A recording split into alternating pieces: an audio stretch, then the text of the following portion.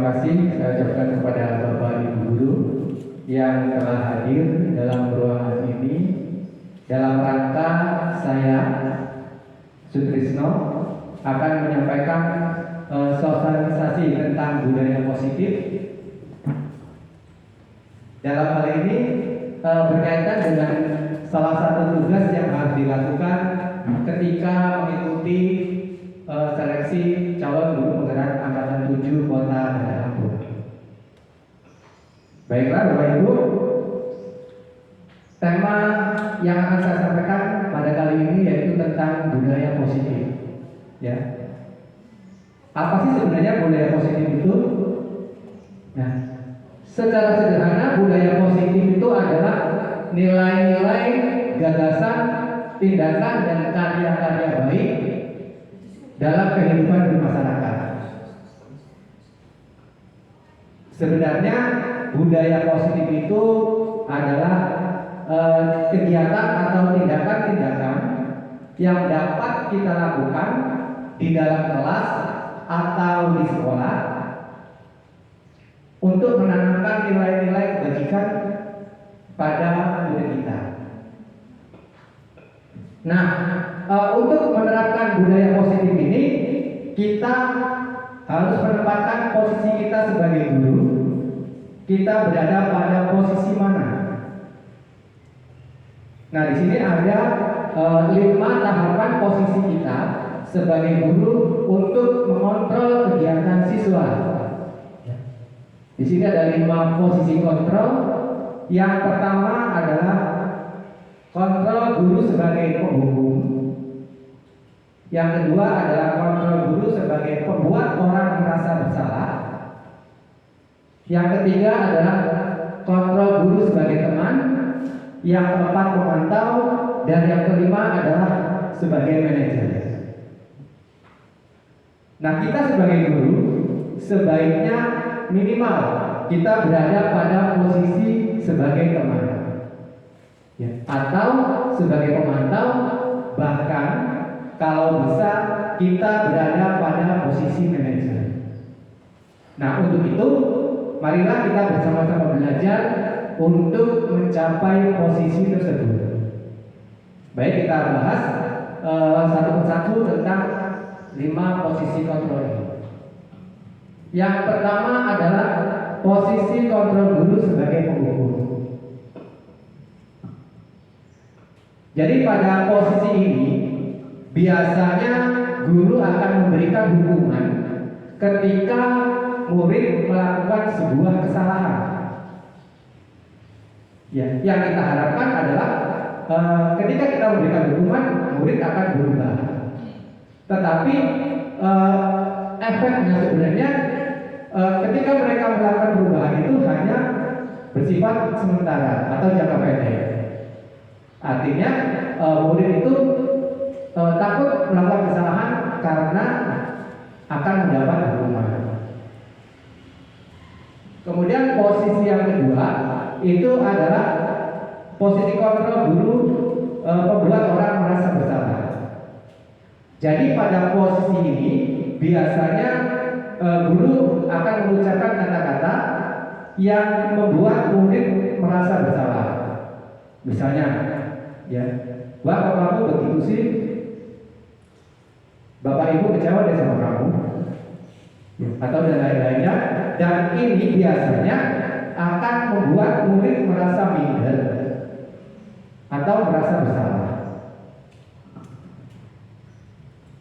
Posisi yang ketiga adalah posisi kontrol guru sebagai teman. Nah, biasanya pada posisi ini guru akan memposisikan diri sebagai teman kepada siswa kita. Sebenarnya posisi ini sudah bagus, tetapi posisi ini mempunyai kelemahan, di mana biasanya murid itu hanya akan nurut pada guru yang dianggap sebagai temannya. Dan ini membuat murid biasanya tergantung kepada guru tersebut. Kemudian pada posisi yang keempat itu adalah posisi kontrol sebagai pemantau.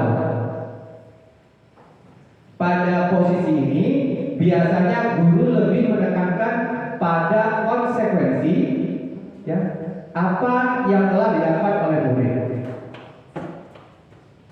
Jadi misalnya murid tidak mengerjakan tugas yang kita berikan, maka murid akan mendapatkan konsekuensi, mendapatkan poin, atau mendapat jam tambahan untuk mengerjakan tugas tersebut.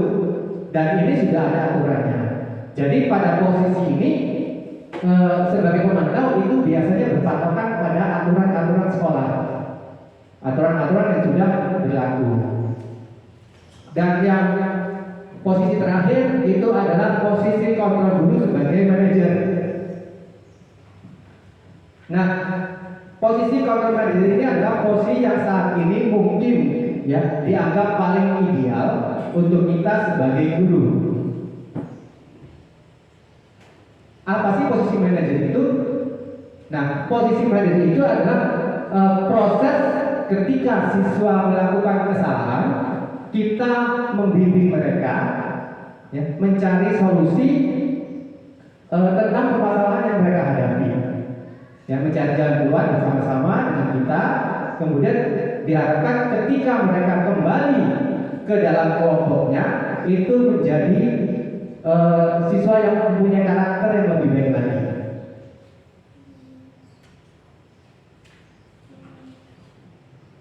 Untuk itu, ya, kita coba kita telusuri sendiri.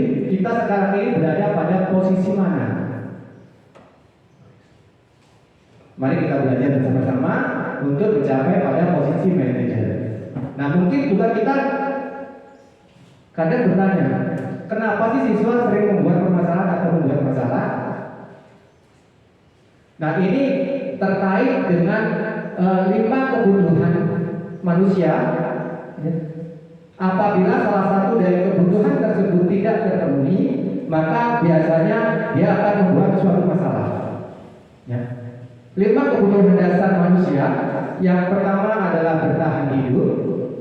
Kemudian yang kedua adalah kasih sayang.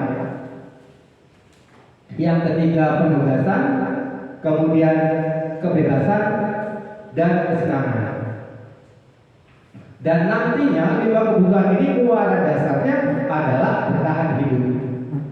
Artinya ketika murid membuat suatu tindakan itu sebenarnya untuk mempertahankan hidup.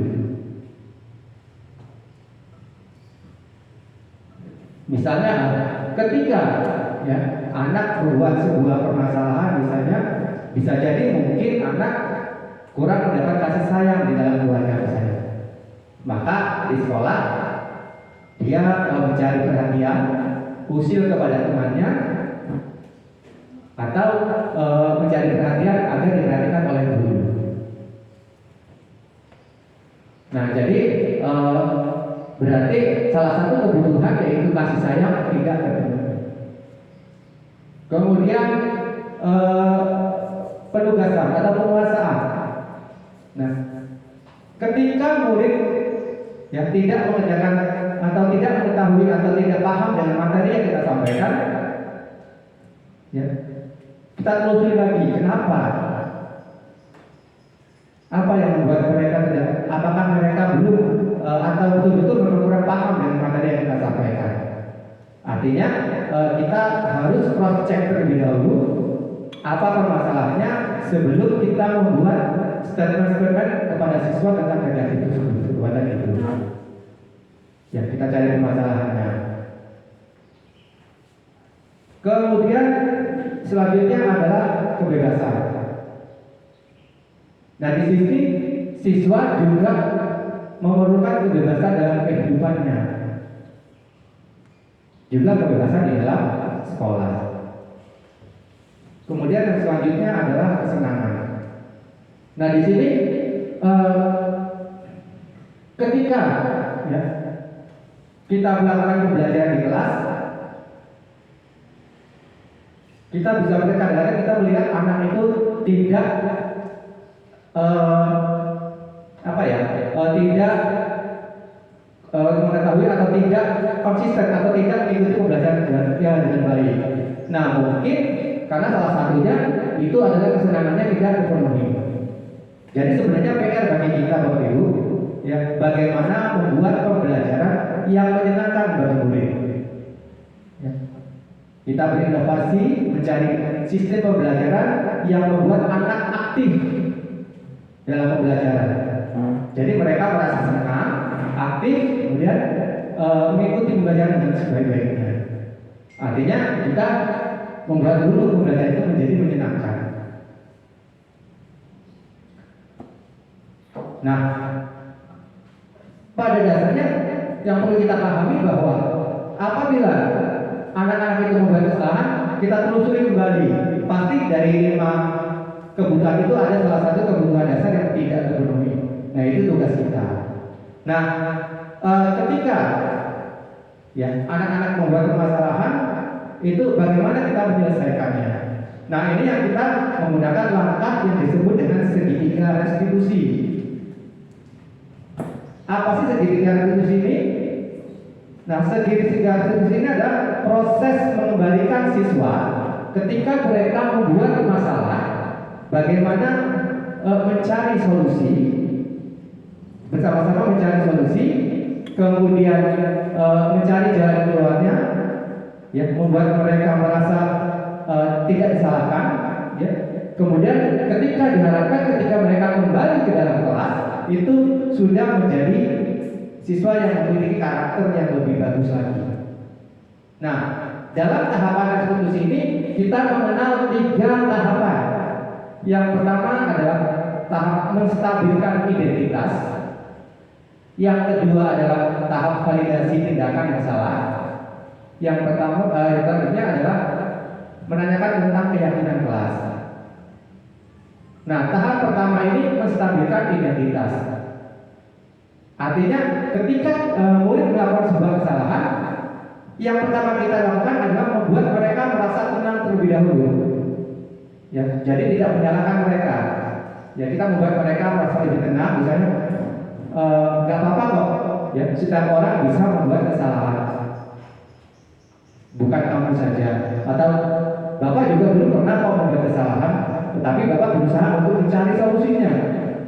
Nah, artinya pada tahap ini siswa dibuat tenang terlebih dahulu.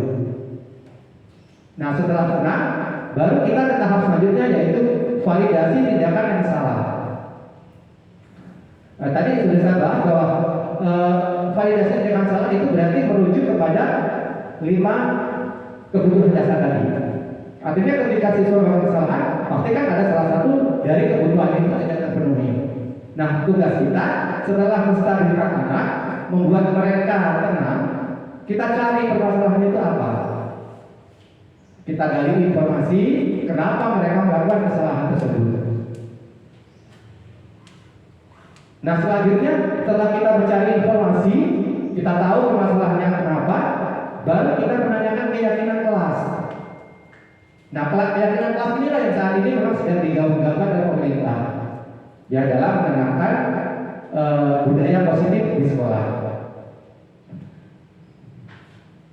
Nah, keyakinan kelas ini sejatinya adalah untuk membuat mereka, ya, kesepakatan kelas ini dibuat oleh mereka, disepakati bersama-sama dengan murid dan guru yang bersangkutan, ya, kemudian ditandatangani oleh mereka, kemudian bisa kita buat misalnya mereka membuat apa sih yang mereka mau sepakati, ditulis di kertas kecil masing-masing, kemudian kita tempel misalnya, kemudian ditempel di dalam kertas yang lebih besar, kemudian ditempel di kelas, dan itu bisa menjadi keyakinan bersama. Nah, setelah dia menjadi keyakinan kelas, karena mereka yang membuat, ya, karena yang membuat, berarti kan mereka harus menjalankan itu. Jadi konsekuensinya tahu apa yang akan mereka lakukan. Kalau selama ini kan mungkin yang kita kenakan adalah peraturan sekolah. Nah, peraturan sekolah itu dibuat oleh sekolah, jadi tidak melibatkan siswa. Jadi ketika anak-anak melakukan kesalahan, sudah ada aturannya. Misalnya dia tidak mengerjakan PR, poinnya berapa? Atau ketika pembelajaran dia keluar kelas ada poin. ketika keyakinan kelas itu dibuat oleh mereka sendiri, otomatis ya mereka sudah ada konsekuensinya yang mereka tanamkan. Nah, setelah keyakinan ini kita buat, ya, kemudian kita tempelkan, itu menjadi sebuah keyakinan bersama. Nah, lalu apakah keyakinan itu bisa berbeda di setiap kelas? Bisa saja Bapak Ibu. Ya, jadi mungkin di kelas A keyakinannya begini, kemudian di kelas B keyakinannya berbeda. Itu tergantung dari kesepakatan mereka. Kesepakatan mereka yang mereka buat sendiri. Artinya ketika membuat kesepakatan itu, siswa diberi kebebasan untuk menentukan apa yang mereka yakini. Begitu Bapak Ibu ya. Jadi ketika mereka tidak melaksanakan keyakinan tersebut, yang mereka sudah tahu sendiri konsekuensinya seperti apa. Nah, keyakinan kelas itu kata-katanya harus bersifat positif, tidak boleh ada yang negatif. Misalnya, ya setelah kita mengumpulkan pendapat-pendapat mereka, ditandatangani oleh mereka, kita ambil poin-poinnya. Nggak semuanya bisa 30 siswa kita buat menjadi 30 keyakinan kelas, itu tidak. Bisa kita ambil poin-poin dasarnya, bisa 10 misalnya. Contohnya, ya datang tepat waktu, yang kemudian menghargai teman, bersikap sopan, dan lain sebagainya. Itu tergantung dari kesepakatan yang akan mereka buat nanti. Nah, kesepakatan dan keyakinan yang kita buat itu harus dilaksanakan secara kontinu. Kalau sudah menjadi kesepakatan bersama, artinya guru dan murid harus melaksanakannya. Nah, diharapkan dengan keyakinan kelas yang sudah dibuat ini, siswa ketika melakukan kebaikan-kebaikan, nilai-nilai kebaikan itu tidak karena ditegur oleh guru atau karena tidak karena ingin mendapat penghargaan, tetapi mereka melakukan dari dalam diri mereka sendiri. Kenapa? Karena mereka keyakinan itu mereka yang buat sendiri.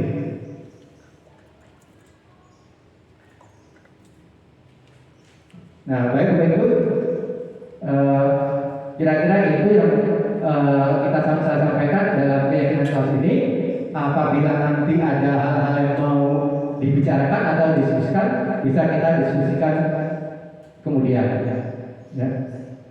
Demikianlah saya akhiri. Wassalamualaikum